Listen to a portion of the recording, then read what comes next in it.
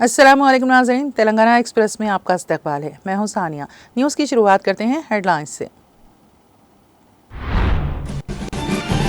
वज़ीर आला रेवंत रेड्डी ने माइक्रोसॉफ्ट के CEO सत्या नाडेला से की मुलाकात। रियासत में 4 डेटा सेंटर्स और हैदराबाद को मरकज के तौर पर तौसी देने पर किया तबादले ख्याल।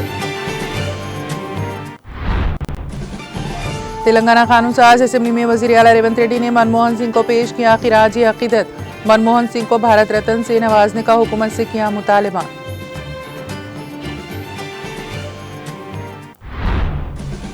कारगुजार सदर BRS KTR ने ऐवान असेंबली में मनमोहन सिंह को पेश किया खिराज अकीदत। कहा, मनमोहन सिंह मॉडर्न इंडिया के खामोश मुअम्मर थे। मनमोहन सिंह को भारत रत्न देने वज़ीर आला की तजवीज़ की हिमायत का किया ऐलान।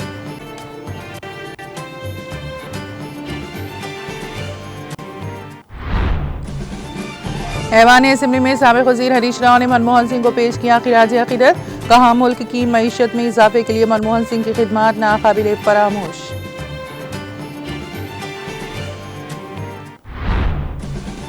कांग्रेस हुकूमत में तमाम शोबे जांच से वाबस्ता अफराद नाइंसाफी का शिकार। कर्ज मुआफ़ी के नाम पर किसानों को धोखा। रियासत में ख़वातीन महफूज नहीं। निज़ामाबाद हो गया यतीम। काबीना में नुमाइंदगी निर्धारित। निज़ामाबाद में BRS MLC के कविता का प्रेस कॉन्फ्रेंस से खिताब। KTR की सदारत में अजमेर शरीफ को गिलाफ मुबारक की रवानगी। साबिक़ वज़ीर दाखिला मोहम्मद महमूद अली ने गिलाफ मुबारक को मजहबी रहनुमाओं के किया हवाले। KCR, KTR और तेलंगाना की तरक्की के लिए की दुआ। BRS कायदीन मोहम्मद आजम अली व दीगर की शिरकत। आग पर फौरी तौर पर काबू पाने के लिए अमले को हर तरह की तरबियत दी गई। जारिया साल फायर कॉल्स में 0.23% हुई कमी। DGP fire safety service Nagi Reddy का सालाना रिपोर्ट में इंकशाफ।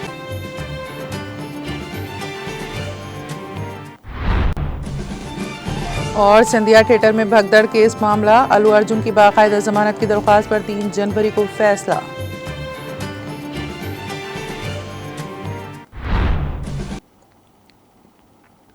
और अब खबरों की तफसील। वज़ीर आला रेवंत रेड्डी ने माइक्रोसॉफ्ट के CEO सत्या नाडेला से उनकी रिहाइशगाह पर मुलाकात की। वज़ीर आला के हमरा रियासती वज़रा श्रीधर बाबू, उत्तम कुमार रेड्डी और चीफ सेक्रेटरी शांति कुमारी भी मौजूद थे। इस मौके पर स्किल यूनिवर्सिटी में माइक्रोसॉफ्ट की शिराकतदारी, फ्यूचर सिटी AICT की तजावीज़, AICT में R&D के क़याम के लिए ताउन पर तबादला ख्याल किया गया। इस दौरान क्लाउड कम्यूटिंग में सेंटर ऑफ एक्सीलेंस में क़याम पर तबादला ख्याल करते हुए वज़ीर आला रेवंत रेड्डी ने cloud computing centre of excellence में कलीदी किरदार अदा करने की माइक्रोसॉफ्ट के CEO सत्या नाडेला से अपील की। उन्होंने माइक्रोसॉफ्ट के CEO से ये भी अपील की कि वो ओपन AI से मुफ्त क्रेडिट दें। वज़ीर आला ने नाडेला से रियासत में 4 डेटा सेंटर्स और मरकज़ के तौर पर हैदराबाद की तौसी पर तबादला ख्याल किया।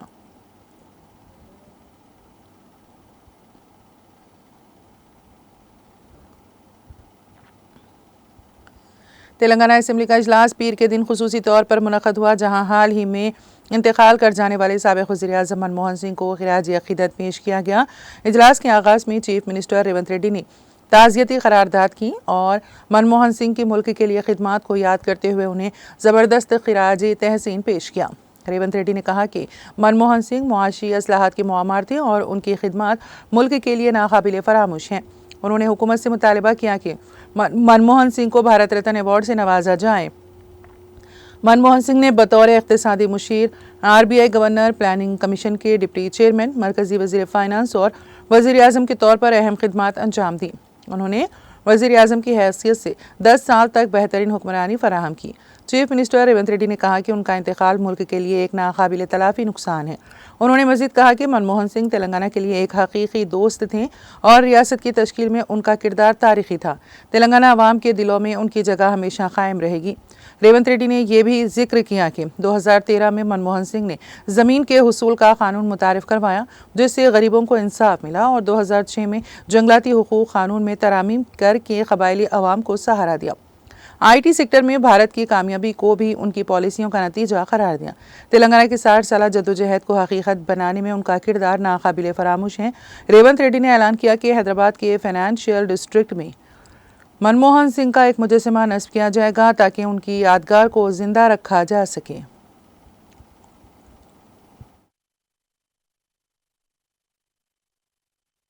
मनमोहन सिंह गारू భారతదేశానికి తన విశిష్టమైన సేవలను అందించారు. కేంద్ర ప్రభుత్వ ప్రధాన ఆర్థిక సలహాదారుగా, భారత రిజర్వ్ బ్యాంక్ గవర్నర్గా, ప్రణాళికా సంఘం డెప్యూటీ చైర్పర్సన్గా, కేంద్ర ఆర్థిక మంత్రిగా, భారత ప్రధానమంత్రిగా ఆయన వివిధ హోదాలలో తన సేవలను ఈ దేశానికి అందించారు. డాక్టర్ మన్మోహన్ సింగ్ గారు మన దేశంలో ఆర్థిక సంస్కరణలను రూపశిల్పి. 1991 మరియు 96 మధ్య కేంద్ర ఆర్థిక మంత్రిగా ఉన్నప్పుడు భారత ఆర్థిక వ్యవస్థను సరళీకరించి ఆర్థిక స్థితిగతుల దిశను మార్చే నిర్మాణాత్మక సంస్కరణలను అమలు చేయడంలో కీలక పాత్ర పోషించారు. ప్రపంచీకరణ, సరళీకరణ, ప్రైవేటీకరణ విధానాలతో అంతర్జాతీయ స్థాయిలో భారత ఆర్థిక వ్యవస్థను సుస్థిరంగా నిలబడేలా చేయగలిగారు. 2004 మరియు 2014 మధ్య భారత ప్రధానమంత్రిగా ఉన్న మన్మోహన్ సింగ్ గారు తన పదవీ కాలంలో ఎన్నో చారిత్రాత్మకమైన సామాజిక కార్యక్రమాలకు శ్రీకారం చుట్టారు. కూలీలకు ఉపాధి కల్పించే మహాత్మా గాంధీ జాతీయ గ్రామీణ ఉపాధి హామీ చట్టం, పరిపాలనలో పారదర్శకతను చాటి చెప్పే సమాచార హక్కు చట్టం, ప్రజారోగ్యానికి ప్రాధాన్యం ఇచ్చిన జాతీయ గ్రామీణ ఆరోగ్య మిషన్ ప్రారంభించారు. అందరికీ ఆధార్ కార్డు లాంటి సామాజిక విప్లవాత్మక కార్యక్రమాలను BRS के कारगुजार सदर के तारक रामाराव ने कहा कि PV नरसिम्हा राव मनमोहन सिंह की अजमत, काबिलियत और इल्म को पहचानने वाले पहले शख्स थे। उन्होंने कहा कि मनमोहन सिंह मॉडर्न इंडिया के खामोश मामार थे, जिन्होंने मुल्क को तरक्की देने में कोई कसर बाकी नहीं रखा था। केटिया ने कहा कि मुल्क के मुआशी इस्तेहकाम के लिए मनमोहन सिंह की खिदमत को कभी फरामोश नहीं किया जा सकता। उन्होंने कहा कि तेलंगाना की तश्कील मनमोहन सिंह के दौरे हुकूमत में हुई थी। उन्होंने याद दिलाया कि KCR ने मनमोहन सिंह को मरकज़ में OBC महकमा कायम करने को कहा था। तेलंगाना कानून साज असम्बली के खुसूसी इजलास के दौरान केटिया ने ऐवान असम्बली में साबिक़ वज़ीर-ए-आज़म मनमोहन सिंह को भरपूर खिराज अक़ीदत पेश किया। इस मौके पर केटिया ने कहा, BRS की जानिब से हम आन जहानी साबिक़ वज़ीर-ए-आज़म मनमोहन सिंह को खिराज अक़ीदत पेश करने के मौके पर वज़ीर आला रेवंत रेड्डी की जानिब से पेश करदा ताज़ियती करारदाद की मुकम्मल हिमायत करते हैं। उन्होंने कहा कि हम मनमोहन सिंह को भारत रत्न देने की तजवीज़ से पूरी तरह मुत्तफ़िक़ हैं।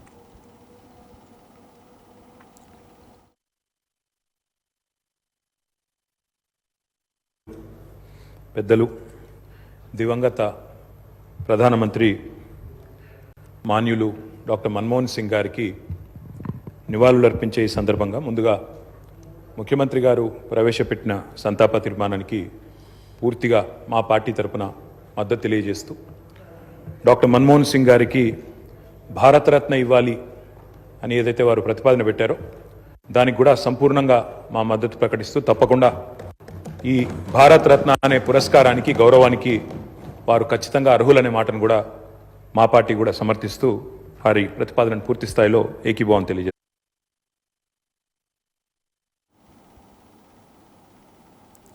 साबिक़ वज़ीर व BRS रुकन असम्बली हरीश राव ने तेलंगाना कानून साज असम्बली के खुसूसी इजलास से खिताब करते हुए साबिक़ वज़ीर-ए-आज़म मनमोहन सिंह की मौत पर खिराज अक़ीदत पेश किया।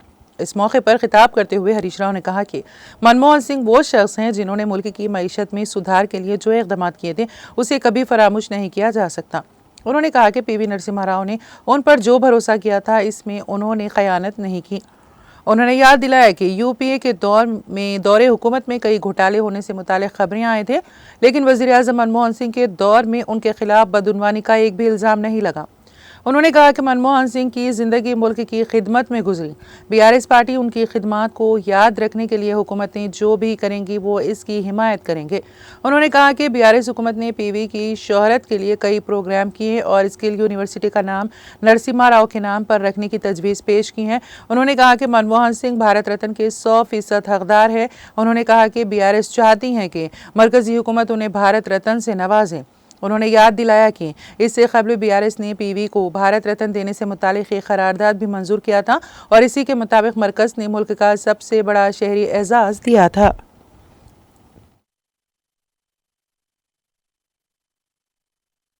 ఇంకా ఒకటి రెండు సూచనలు కూడా చేయాలనుకుంటున్నాం.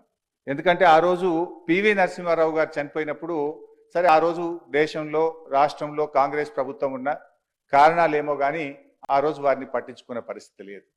తెలంగాణ రాష్ట్ర తొలి ముఖ్యమంత్రి కేసీఆర్ గారు మన రాష్ట్రంలో ప్రభుత్వం ఏర్పడ్డ తర్వాత మనము పివి ఘాట్ని ఏర్పాటు చేసుకోవడం, పివి గారి విగ్రహాన్ని ఏర్పాటు చేసుకోవడం, పివి గారి పేరు మీద ఒక యూనివర్సిటీని ఏర్పాటు చేసుకోవడం, మన శాసనసభలో పివి గారి నిలువెత్తు విగ్రహాన్ని ఏర్పాటు చేసుకోవడం, నెక్లెస్ రోడ్డుకు పివి గారి పేరును పెట్టడం, పివి గారి జయంతి వర్ధంతిని అధికారికంగా జరిపించుకోవడం, అలాగే పివి గారి 100 సంవత్సరాల జయంతి ఉత్సవాలను కూడా అత్యంత ఘనంగా జరుపుకున్నటువంటి ఇలా ఎన్నెన్నో కార్యక్రమాలు పివి గారి ఖ్యాతిని చాటుకునే విధంగా ఆనాటి బీఆర్ఎస్ ప్రభుత్వం ఆనాటి ముఖ్యమంత్రి కేసీఆర్ గారు అత్యంత అద్భుతంగా జరిపి మన పివి మన టీవీ అనే విధంగా మనం ఆ రోజు ఆయనను ఎంతో గొప్పగా చేసుకున్నాం అధ్యక్ష. అయితే ఈరోజు మన్మోహన్ సింగ్ గారికి విగ్రహాన్ని ఏర్పాటు చేయడంతో పాటు కొత్తగా మీరు ఏర్పాటు చేస్తున్నటువంటి స్కిల్ యూనివర్సిటీకి డాక్టర్ మన్మోహన్ సింగ్ గారి పేరు పెట్టాలని చెప్పి కూడా నేను మీ ద్వారా ఈ సభా నాయకుడికి ప్రతిపాదిస్తా ఉన్నాను అధ్యక్ష. భారతరత్న విషయంలో కూడా ఖచ్చితంగా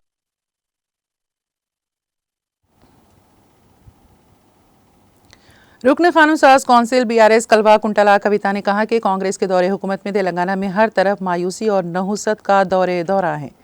कांग्रेस की हुक्मरानी में तमाम तबकात नाइंसाफी और धोखाधड़ी का शिकार हैं। के कविता ने कांग्रेस पर शदीद तनकीद की और कहा कि कांग्रेस ने बुलंद बांग दावों और झूठे वादों के जरिए अवाम को गुमराह करते हुए इख्तिदार हासिल किया और आज नाक़िस हुक्मरानी का एक दौर शुरू कर दिया गया। रुकन कानून साज कौंसिल बीआरएस ने कहा कि कर्ज की माफ़ी अमल में ना लाते हुए किसानों को धोखा दिया गया है। उन्होंने चीफ मिनिस्टर रेवंत रेड्डी पर शदीद तनकीद की और कहा कि चीफ मिनिस्टर किसानों से किए गए वादों की तकमील के बजाय आज मुतादिद शराइत आयद करने की कोशिशें कर रहे हैं और पे दर पे दरोग गोई से काम ले रहे हैं। कविता ने कहा कि डीजीपी के जरिए पेश करदा एदाद-ओ-शुमार से यह वाज़ेह होता है कि रियासत में ख़वातीन महफूज नहीं हैं। उन्होंने कहा कि चीफ मिनिस्टर रेवंत रेड्डी गैर कानूनी मुकदमात के इंदराज के जरिए दस्तूर को पामाल कर रहे हैं। कविता आज जिला दफ्तर बीआरएस निज़ामाबाद में अखबारी नुमाइंदों से बात कर रही थी। कविता ने कहा कि बीआरएस के दौरे हुकूमत में अवाम का खास ख्याल रखा गया। केसीआर ने तेलंगाना के अवाम का अपने बच्चों की तरह ख्याल रखा, ताहम कांग्रेस पार्टी ने धोखाधड़ी के जरिए इख्तिदार हासिल किया। के कविता ने कहा कि राहुल गांधी जहां जमहूरियत और आइन की बात कर रहे हैं, वहीं चीफ मिनिस्टर तेलंगाना रेवंत रेड्डी आइन को पामाल कर रहे हैं। उन्होंने कहा कि कांग्रेस के दौरे हुकूमत में 2 बड़े एनकाउंटर्स पेश आए हैं जो कि क़याम तेलंगाना के बाद कभी पेश नहीं आए थे। उन्होंने कहा कि केसीआर ने बंदूक के कल्चर और तशद्दुद को रोकने के मकसद से काम किया और अवाम को बेहतरीन नज़्म व नस्क़ फराहम किया। चीफ मिनिस्टर रेवंत रेड्डी अमन व अमान को दरहम बरहम करने वाले तरीके के तहत काम कर रहे हैं। कविता ने इल्ज़ाम आयद किया कि कांग्रेस ने कालेश्वरम के ताल्लुक से झूठा प्रोपेगेंडा किया। कांग्रेस हुकूमत सिर्फ कॉन्ट्रैक्टर्स को बिल जारी कर रही है। उन्होंने इस्तिफसार किया कि कामों की अदम तकमील पर कॉन्ट्रैक्टर्स को बिल क्यों अदा किए गए। कविता ने कालेश्वरम के कामों को जल्द अज जल्द मुकम्मल करने का मुतालिबा किया। उन्होंने इल्ज़ाम आयद किया कि रियासती हुकूमत किसानों को नुकसान पहुँचाने के लिए भू भारती कानून ला रही है। उन्होंने हुकूमत से मुतालिबा किया कि रियासत में अराजियात का दोबारा सर्वे करवाने से कबल तमाम तफसीलात पर मुबनी एक वाइट पेपर जारी किया जाए। कविता ने कहा कि कांग्रेस पर से आवाम का एतमाद उठ चुका है। लोग बीआरएस पार्टी की तरफ नज़रें मरकूज़ किए हुए हैं। उन्होंने यकीन जाहिर किया कि बीआरएस पार्टी बल्दी इंतखाबात में अपनी ताकत का मुजाहिरा करेगी। कविता ने अफसोस का इजहार करते हुए कहा कि कांग्रेस के दौरे हुकूमत में ज़िला निज़ामाबाद यतीम हो गया है। काबीना में जिले निजामाबाद से कोई नुमाइंदगी नहीं है। बीजेपी के दौरे अरकान असेंबली के पास कोई ताकत और हिम्मत नहीं है। शिकस्त खुर्दा कांग्रेसी उम्मीदवारान सरकारी तकारीब में शिरकत कर रहे हैं। कविता ने कहा कि ये बात बायस तशवीश है। निजामाबाद में 6 माह से कमिश्नर पुलिस नहीं है। उन्होंने शदीद तनकीद करते हुए कहा कि कांग्रेस हुकूमत ने निजामाबाद के किसानों को SRSP से पानी की सरबराही अमल में नहीं लाई। कविता ने कहा कि निज़ाम शुगर फैक्ट्री की बहाली के लिए कमेटियों के नाम पर वक्त गुजारा जा रहा है। कविता ने कहा कि सदर तेलंगाना प्रदेश कांग्रेस कमेटी का कहना है कि हैदराबाद में हाइड्रा की तरह निजामाबाद में निद्रा लाया जाएगा। उन्होंने कहा कि सदर PCC का बयान इश्तियाल अंगेज है और हम खबरदार करते हैं कि बुलडोज़र से गरीब आवाम की इमलाक को मिसमार करने की हरगिज़ इजाज़त नहीं दी जाएगी। उन्होंने कहा कि बुलडोज़र कल्चर के बायस गरीब आवाम खौफ के आलम में ज़िंदगी बसर कर रहे हैं। अगर बुलडोज़र कार्रवाई की जाती है तो हम चैन से नहीं बैठेंगे। इस मौके पर साबिक़ रुकन असेंबली बाजी रेड्डी गवर्धन, आयशा आमिर, अहलिया साबिक़ रुकन असेंबली बोधन, शकील आमिर, सदरनशीन ज़िला परिषद विठल राव, मीर निज़ामाबाद, नीतू किरण और दूसरे मौजूद थे।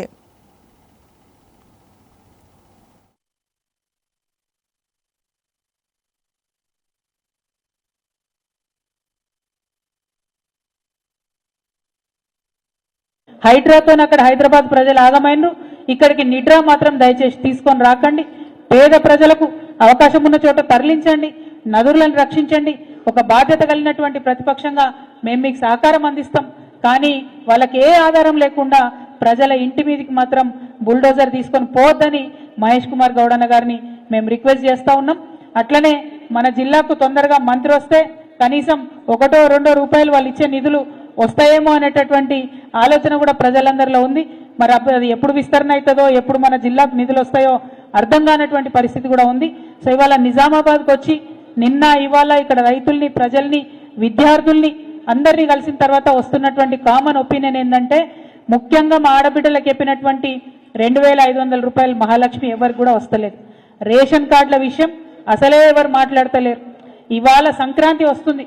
సంక్రాంతి రాగానే రేషన్ కార్డులు తొందరగా ఇవ్వాలని, మా ఆడబిడ్డలకు 2500 ఇవ్వాలని, కళ్యాణ లక్ష్మితో పాటు తులం బంగారం ఇవ్వాలని, ఏదైతే ముస్లిం సోదరులకు షాదీ ముబారక్లో 1,60,000 ఇచ్చి మళ్ళా తులం బంగారం ఇస్తామని చెప్పినరో అది ఇవ్వాలని, మా ఆడపిల్లలకు 18 ఏళ్ళు నిండిన వాళ్లకు స్కూటీలు ఇవ్వాలని, ఉద్యోగాలు ప్రకటన చేయాలని, ఉద్యోగులకు ఉన్నటువంటి పెండింగ్ డిఏలను, బకాయిలను రిలీజ్ చేయాలని, అన్నిటికన్నా ఎక్కువ రైతు భరోసా అత్యంత తొందరగా ఇవ్వాలని చెప్పి డిమాండ్ చేస్తా ఉన్నాం. ఇవాళ ఎక్కడ చూసినా రైతులు చనిపోతే కేసీఆర్ గారు ఉన్నప్పుడు 5వ రోజుకి ఇంటికి 5 లక్షలు పోయేటటువంటి పరిస్థితి ఉండే. ఇవాళ నెల అవుతుంది, 2 నెలలు అవుతుంది, ఎంతో మంది రైతులకు మరి రానటువంటి పరిస్థితి. మరి రైతు బీమా మీరు ప్రభుత్వం నుంచి కట్టినరా కట్టలేదా ఆ విషయం దయచేసి రైతులకు క్లారిటీ ఇవ్వాలని చెప్పి మేము డిమాండ్ చేస్తా ఉన్నాం. ఇట్లా ఏ అంశం చూసినా మంచి లేనటువంటి పరిస్థితి ఉంది. కాబట్టి నిజామాబాద్లో ఉన్నటువంటి బీఆర్ఎస్ శ్రేణులందరికీ కూడా మేము చెప్తా ఉన్నాం, తప్పకుండా వచ్చేటటువంటి లోకల్ బాడీస్లో, వచ్చేటటువంటి ఫ్యూచర్లో ప్రజలు కాంగ్రెస్ మీద నమ్మకం కోల్పోయినరు, మన వైపే చూస్తూ ఉన్నారు. కాబట్టి ఒక బాధ్యత కలిగినటువంటి ప్రతిపక్షంగా ఈ నాయకులు చేస్తున్నటువంటి తప్పుల్ని ఎక్కడికక్కడ ఎత్తి చూపుదాం. ప్రతి ఊర్లో కూడా ఇందిరమ్మ ఇండ్లు ఇస్తామని చెప్పిండ్రు, అప్లికేషన్లు తీసుకున్నారు, దానికి అత్తాపత్తా లేదు. మళ్ళా మొన్న సర్వే చేస్తామన్నారు, మళ్ళొకసారి అప్లికేషన్లు తీసుకున్నారు, దానికి అత్తాపత్తా లేదు. ఇప్పుడు మళ్ళీ ఇంకోసారి సర్వే చేస్తాం ఇందిరమ్మ ఇండ్ల పేరుతోనని మళ్ళీ ప్రభుత్వం చెప్తున్నది. అంటే సర్వేల పేరుతో కాలయాపన చేయడం తప్పితే పనిచేసేటటువంటి ఆస్కారం కాంగ్రెస్ పార్టీలో కనిపిస్తలేదు. సో ఈ గులాబీ కండువ కప్పుకున్న కార్యకర్తలందరికీ కూడా నా రిక్వెస్ట్, తప్పకుండా ప్రతి గ్రామంలో మీరు నిలదీయండి, ప్రతి గ్రామంలో కాంగ్రెస్ వాళ్ళను ప్రశ్నించండి, ప్రజల పక్షాన నిలబడండి. రాబోయే రోజులు మనవే. తప్పకుండా నిజామాబాద్ జిల్లాలో మళ్ళీ పార్టీకి పునర్వైభవం వస్తుంది. ప్రతి ఎమ్మెల్యే గెలుచుకుంటాం, ఎంపీ గెలుచుకుంటాం, లోకల్ బాడీస్లో సర్పంచులు, ఎంపీటీసీలు, జెడ్పీటీసీలు పెద్ద సంఖ్యలో మనమే గెలుచుకుంటామని చెప్పి ఈ సందర్భంగా నిజామాబాద్ కార్యకర్తలకు, నాయకులకు అందరికీ తెలియజేస్తా ఉన్నాను. Thank you. జై తెలంగాణ.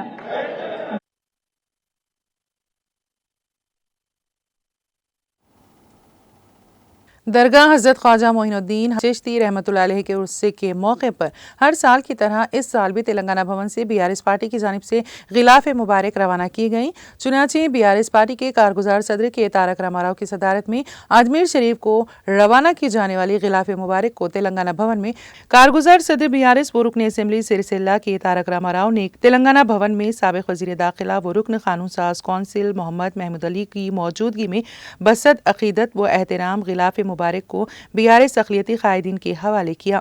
इस मौके पर खुसूसी दुआ भी की गई। प्रोग्राम में बीआरएस के सीनियर कायदीन Mohammed Azam Ali, Mohammed Saleem, Mohammed Masiullah Khan, Mukhid Chanda, Khwaja Mohammed Badruddin, Syed Mohammed Muneeruddin, Rahimullah Khan Niazi, M A. Basit, Imtiyaz Ishaq, M A. Moid Khan, Inayat Ali Bakhri, Shareefuddin, S A. Khaiser, Abdullah Suhail, Waheed Ahmed advocate व दीगर मौजूद थे। बादजा मीडिया के नुमाइंदों से बात करते हुए मोहम्मद महमूद अली ने कहा कि हर साल की तरह इम साल भी बीआरएस की तरफ से अजमेर शरीफ को गिलाफ मुबारक रवाना किया जा रहा है। इस सिलसिले में के तारक रामाराव की सदारत में प्रोग्राम मुनक़द हुआ। मोहम्मद महमूद अली ने कहा कि बीआरएस पार्टी की तरफ से साल 2001 से पाबंदी के साथ हर साल अजमेर शरीफ को गिलाफ मुबारक रवाना किया जाता है। बीआरएस सरबराह के चंद्रशेखर राव हमेशा से ही बड़ी अकीदत और एहतराम के साथ गिलाफ मुबारक रवाना करते हैं और अजमेर शरीफ में तेलंगाना अवाम की भलाई और तरक्की के लिए दुआ करवाते हैं। हुसूल तेलंगाना के लिए भी दरगाह अजमेर शरीफ में दुआ करवाई गई और तेलंगाना के क़याम के बाद हर साल तेलंगाना की तरक्की और खुशहाली के लिए केसीआर बड़ी अकीदत से गिलाफ मुबारक रवाना करते हैं और दुआ करवाते हैं। के चंद्रशेखर राव का यही ख्वाब है कि हमारा तेलंगाना गोल्डन तेलंगाना में तब्दील हो। सुनहरे तेलंगाना की तश्कील के लिए औलिया अल्लाह की दुआएं बेहद ज़रूरी हैं। हम हर साल ताज हिंदुस्तान हज़रत ख्वाजा मोइनुद्दीन चिश्ती रहमतुल्लाह अलैह की बारगाह में हाज़िरी देते हैं और गिलाफ मुबारक पेश करते हैं। मोहम्मद महमूद अली ने कहा कि अल्लाह तबारक व ताला औलिया अल्लाह की दुआओं को सुनते हैं। हमारी यही दुआ है कि अल्लाह ताला तेलंगाना को तरक्की और खुशहाली अता करें। तेलंगाना में अमन व अमान बरकरार रहे, गंगा जमनी तहजीब और आपसी भाईचारे को फ़रोग़ हासिल हो। तेलंगाना तमाम शोबा-ए-जात में सरे फहरिस्त मुकाम हासिल करें। मोहम्मद महमूद अली ने कहा कि हम दुआ गो हैं कि केसीआर दोबारा चीफ मिनिस्टर बने क्योंकि ये गरीबों की ख्वाहिश और आरजू हैं। उन्होंने कहा कि तेलंगाना की तरक्की के लिए बीआरएस के दौरे हुकूमत में कई काम किए गए और चंद काम बाकी हैं। तेलंगाना ज़रूर सुनहरी तेलंगाना में तब्दील होगा। के चंद्रशेखर राव का सुनहरे तेलंगाना की तश्कील का ख्वाब शर्मिंदा ताबीर होगा। उन्होंने कहा कि केसीआर दोबारा चीफ मिनिस्टर बनेंगे और तेलंगाना की बेहतरीन तरक्की के लिए इक़दामात रूबा अमल लाएंगे। मोहम्मद महमूद अली ने कहा कि कारगुजार सदर बीआरएस के तारक रामाराव पर गैर ज़रूरी इल्ज़ामात आयद किए जा रहे हैं। हमारी यही दुआ है कि केटीआर को तमाम मामलात में कामयाबी हासिल हो। उन्होंने कहा कि अपोजिशन के खिलाफ गैर ज़रूरी इल्ज़ामात आयद किए जा रहे हैं। केटीआर को झूठे इल्ज़ामात के तहत निशाना बनाया जा रहा है। हम अल्लाह ताला से दुआ गो हैं कि वो केटीआर को तमाम इल्ज़ामात और मुकदमात से निजात दिलाएं। मोहम्मद महमूद अली ने कहा कि बीआरएस के कायदीन का एक वक्त अजमेर शरीफ के लिए रवाना होगा और दरगाह शरीफ पर गिलाफ मुबारक पेश किया जाएगा। सीनियर बीआरएस कायद मोहम्मद आजम अली की क़यादत में एक वफ्द 31 दिसंबर मंगल को दोपहर में मोहम्मद महमूद अली की क़यामगाह से गिलाफ मुबारक के साथ अजमेर शरीफ के लिए रवाना होगा। वफ्द में मोहम्मद ख्वाजा बदरुद्दीन, मोहम्मद अब्दुल बासित और मोहम्मद यूसुफ शामिल रहेंगे। ये वफ्द 1 जनवरी को दरगाह अजमेर शरीफ पर हाज़िरी देगा और गिलाफ मुबारक पेश करेगा। मोहम्मद आजम अली ने बताया कि तेलंगाना में अमन व अमान की बरकरारी, तेलंगाना की तरक्की और खुशहाली, अवाम की भलाई, बीआरएस की कामयाबी के लिए खुसूसी दुआ की जाएगी। तेलंगाना भवन से के.टी. रामाराव जो वर्किंग प्रेसिडेंट की सदारत में अजमेर शरीफ के लिए गिलाफ मुबारक भिजाया जा रहा है। आज पार्टी के तमाम कायदीन भी यहाँ शरीक थे और आज नहीं 2001 से जब से बीआरएस पार्टी बनी है, जो पहले साबिक़ा में टीआरएस पार्टी थी उसे बीआरएस रखा गया।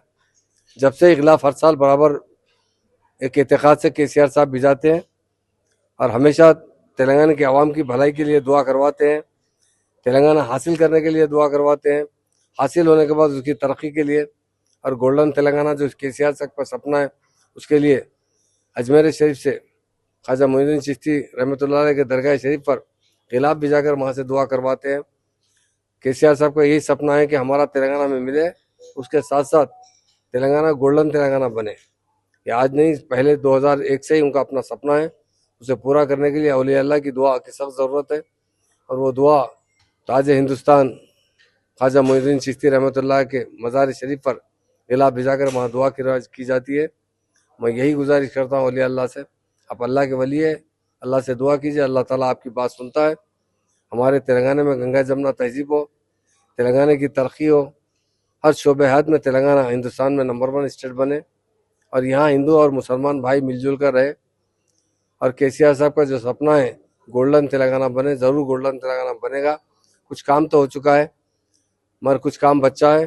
फिर अल्लाह ताला से हम दुआ करते हैं अल्लाह ताला फिर से केसीआर साहब को दोबारा चीफ मिनिस्टर बनाए, ताकि जो गरीबों की आरजू है, गरीबों की जो मदद के लिए केसीआर साहब को बार बार पलट पलट कर देख रहे हैं लोग, अल्लाह ताला उसे पूरा करे, फिर से केसीआर साहब चीफ मिनिस्टर बने और जो बचे कुचे काम है पूरे इंशाल्लाह मुकम्मल हो जाएंगे। हम तमाम पार्टी के कायदीन ने आज गिरा कर अल्लाह ताला से दुआ की है और गिलाफ मुबारक जो हमारे कायदीन ले जा रहे हैं इंशाल्लाह वो भी वहाँ जाकर दुआ करवाएंगे। मैं उन तमाम कायदीन का जो आज पार्टी में इस प्रोग्राम में आए उनका शुक्रिया अदा करता हूँ और जो कायदीन हमारे अजमेर शरीफ जा रहे हैं उनका दिल की गहराई से शुक्रिया अदा करता हूँ।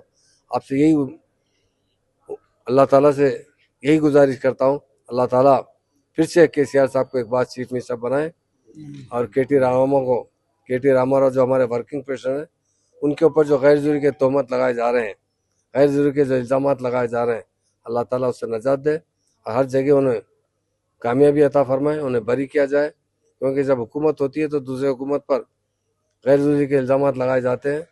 हम अल्लाह ताला से और बुजुर्गान दीन से गुजारिश करते हैं अल्लाह ताला हर चीज़ से हमें नजात दिलाए। आरिज़ी क़ल्ब में मुब्तला होकर तेज़ी के साथ रुबा सेहत होने वाले रुकन असम्बली हुजूराबाद पाड़ी कौशिक रेड्डी के वालिद पाड़ी साईनाथ रेड्डी की साबिक़ वज़ीर व बीआरएस के कारगुजार सदर के तारक रामाराव ने उनकी रिहाइशगाह पहुंचकर अयादत की। इस मौके पर केटीआर ने पाड़ी कौशिक रेड्डी के वालिद पाड़ी साईनाथ रेड्डी की जल्द सेहतियाबी के लिए अपनी नेक तमन्नाओं का इजहार किया। उन्होंने पाड़ी साईनाथ रेड्डी को सेहत का ख्याल रखने और उन्हें आराम करने का मशवरा दिया। इस मौके पर रुकन असम्बली पाड़ी कौशिक रेड्डी और उनके अरकान खानदान भी मौजूद थे।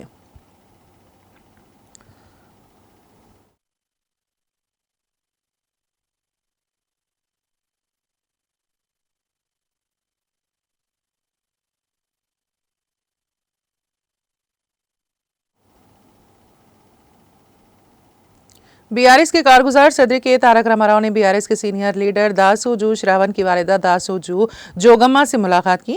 वाज़ेह है कि बीआरएस के सीनियर लीडर दासोजू श्रावण की वालिदा दासोजू जोगम्मा जो नासाजी सेहत की वजह से अस्पताल में ज़ेरे इलाज है।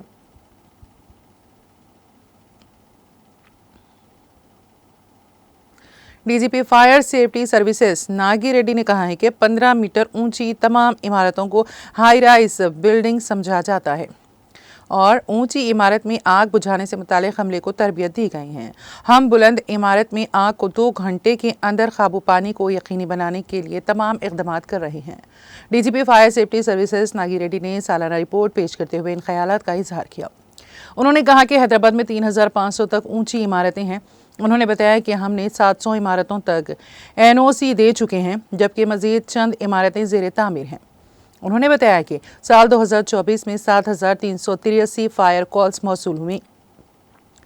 7093 आतिशज़दगी के छोटे 180 मीडियम और 87 संगीन आतिशज़दगी के कॉल्स मौसूल हुए हैं। उन्होंने बताया कि 2023 के मुकाबले 2024 में फायर कॉल्स में 0.23% कमी वाक़ई हुई है। 2023 के मुकाबले इस साल रेस्क्यू कॉल्स में 7.29% इजाफा हुआ है। इमरजेंसी फायर कॉल्स के एक हिस्से के तौर पर 435 लाशों की बाजियाबी और 6 जानवरों की बहाली की कॉल्स मौसूल हुई। 28 गाड़ियों के हादसात, 25 सड़क हादसात, 10 मुनहदम इमारतें, 22 गिरे हुए दरख्त, फरोख्त कुनिंदगान की जानिब से 27 फायर कॉल्स मौसूल हुई। 2023 के मुकाबले इस साल इमरजेंसी कॉल्स में 10.82% इजाफा हुआ है। उन्होंने कहा कि हम फायर सेफ्टी से मुतालिक बहुत से आगाही प्रोग्राम मुनक़द कर रहे हैं। हमने 42,772 अस्पतालों में मुआयना और आगाही के प्रोग्राम मुनक़द किए हैं। उन्होंने बताया कि 19,581 सनतों में फायर सेफ्टी से मुतालिक आगाही प्रोग्राम मुनक़द किए गए हैं। इसके अलावा 6,370 रिहायशी, 6,331 तालीमी इदारों में बेदारी प्रोग्रामों के अलावा तेलंगाना भर में जुमला 15 लाख तक बेदारी प्रोग्राम मुनक़द किए गए। उन्होंने बताया है कि 2023 के मुकाबले इस साल आगाही प्रोग्रामों में 81.71% इजाफा हुआ है। उन्होंने बताया है कि महकमा फायर सर्विस के जरिए हुकूमत को 34.79 करोड़ रुपए की आमदनी हुई।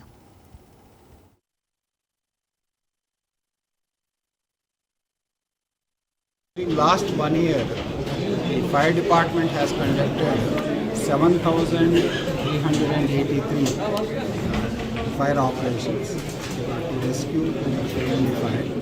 And then we have seen about 2,200 people in the fire from the house and then other situations. Now, the latest achievement of the fire department for this year is inauguration of the fire headquarters, then the formation of the state disaster response force with the 2,000 people. We thank Honorable CM Sri Anmal Revanth Reddy garu for inaugurating the SDRF as well as the state headquarters. So our future plan will be to train our people for the rescue operations as well as the fire operations that we will that may happen in the future, and then depending upon the situation we will take.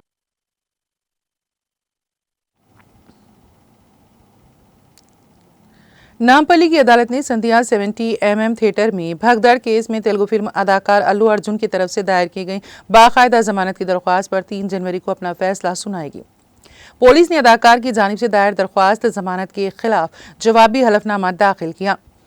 अदालत ने फरीकीन के दलाल सुनने के बाद पीर को फैसला महफूज कर लिया। टॉलीवुड अदाकार जो इस वक्त अबूरी जमानत पर है ने जुमा को हैदराबाद की नामपल्ली क्रिमिनल कोर्ट में एक दरख्वास्त दायर की, जिसमें ताज़ा तरीन फिल्म पुष्पा 2 का 4 दिसंबर को प्रीमियर के दौरान भगदड़ जैसी सूरत हाल में 35 साला खातून की मौत से मुतालिक केस में बाकायदा जमानत की दरख्वास्त की गई। इस अलमनाक वाक़े में उसका बेटा श्रीतेज शदीद जख्मी हो गया। अदाकार को 13 दिसंबर को उनके खिलाफ कत्ल का मुकदमा दर्ज होने के बाद गिरफ्तार किया गया था। अदालत ने अदाकार को 14 दिन के लिए अदालती तहवील में भेज दिया था और उन्हें कुछ वक्त के लिए चंचलगुड़ा जेल में रखा गया था। उनके वकील ने हाईकोर्ट से रुजू किया, जिसने उसी दिन उन्हें अबूरी जमानत दे दी और उन्हें बाकायदा जमानत के लिए ट्रायल कोर्ट से रुजू करने की हिदायत दी। इससे कबल 24 दिसंबर को हैदराबाद पुलिस ने भगदड़ के सिलसिले में अल्लू अर्जुन से तकरीबन 4 घंटे तक पूछगछ की थी। हाल ही में अल्लू अर्जुन और पुष्पा 2 के प्रोड्यूसर्स ने बच्चे के खानदान को 2 करोड़ रुपए के मुआवजे का ऐलान किया, जबकि मैत्री मूवीज और डायरेक्टर सो कुमार ने 50-50 लाख रुपए दिए। फिल्म प्रोड्यूसर और तेलंगाना फिल्म डेवलपमेंट कॉरपोरेशन के चेयरमैन दल राजू ने खानदान को मुआवजा दिया।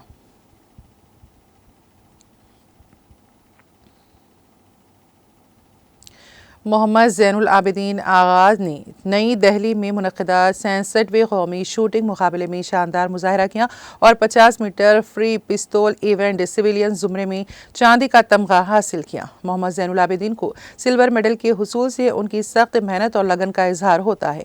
हमारे मुल्क में शूटिंग स्पोर्ट्स की बढ़ती हुई मकबूलियत और अहमियत भी उजागर होती हैं। मोहम्मद ज़ैनुल आबिदीन तेलंगाना के एथलीट हैं और वो 3 बरसों से हिंदुस्तानी कौमी टीम का हिस्सा हैं। ज़ैनुल आबिदीन ने पिस्तौल, राइफल और शॉट गन इवेंट्स में ताहाल जुमला 34 कौमी मेडल्स हासिल किए हैं। मोहम्मद ज़ैनुल आबिदीन तेलंगाना के एक उभरते हुए एथलीट हैं और वो अपनी सलाहियतों के भरपूर मुजाहरे के जरिए मुल्क व कौम का नाम रोशन कर रहे हैं।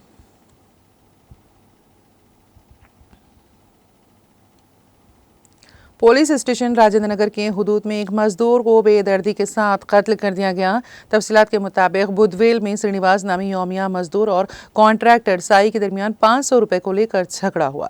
बालिज़ां दोनों हालत नशा में एक दूसरे पर हमलावर हुए। इसी दौरान बरहमी की हालत में कॉन्ट्रैक्टर साई ने करीब में वाक़ ड्रेनेज का ढक्कन लिया और श्रीनिवास के सर पर मारा, जिसके नतीजे में वो शदीद जख्मी हो गया, जिसे फौरी तौर पर हॉस्पिटल मुंतकिल किया जा रहा था कि रास्ते में ही वो दम तोड़ गया। पुलिस ने इस सिलसिले में एक मामला दर्ज करके तहकीकात का आगाज कर दिया।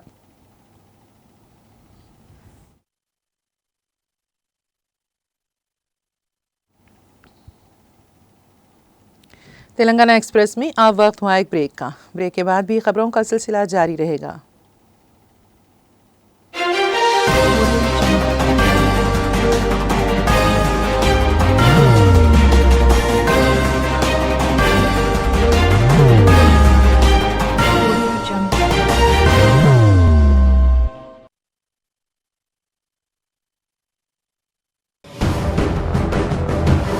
जिंदगी में कितना भी हो मुश्किलों का अंधेरा, रासिक स्टोन से चमकेगा किस्मत का सितारा।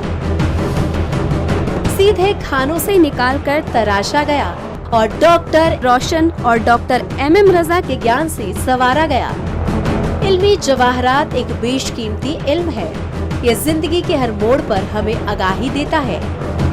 हमारी नाकामयाबी, कारोबार में परेशानी, शादीशुदा जिंदगी में तनाव, औलाद की परेशानी, प्यार के मसाइल, लव मैरिज, पैसों की तंगी, पढ़ाई में असफलता, सेहत में खराबी, क्या यही है जिंदगी? कैसे मिलेगी हमें इन सब से राहत? इस सब मुश्किलों से निजात पाने के लिए जेमोलॉजिस्ट डॉक्टर रोशन और डॉक्टर MM रजा से एक मुलाकात बदल सकती है जिंदगी और तकदीर दोनों। Bangalore, Hyderabad, Visakhapatnam, Vijayawada, Dubai, Delhi, Mumbai. One visit can change your life.